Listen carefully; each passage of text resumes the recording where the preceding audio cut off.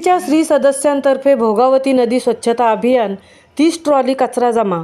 Doctor Nanasaheb Dharmadhikari प्रतिष्ठानच्या श्री सदस्यांनी रविवारी पेण शहरातील भोगावती नदी परिसरात स्वच्छता मोहीम राबवली. यामध्ये 30 ट्रॉली कचरा गोळा केला. यावेळी पेण तालुक्यातील 583 श्री सदस्य उपस्थित होते. डॉक्टर नानासाहेब धर्माधिकारी प्रतिष्ठान रेवदंडा यांच्या वतीने तसेच महाराष्ट्र शासनाचे स्वच्छता दूत पद्मश्री डॉक्टर आप्पासाहेब धर्माधिकारी यांच्या मार्गदर्शनाने पेण शहरात भोगावती नदी किनारी स्वच्छता अभियानाचे आयोजन करण्यात आले होते. भोगावती नदीमध्ये निर्माण झालेली जलपर्णी नदी किनारी असलेला कचरा श्री सदस्यांनी जमा करून त्याची विल्हेवाट लावली. जवळपास 30 ट्रॉली कचरा यावेळी गोळा करण्यात आला.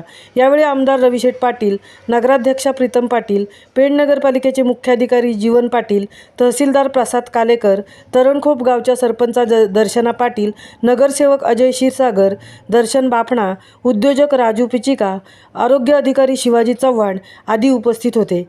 महामुंबईसह सुनील पाटील, पेण.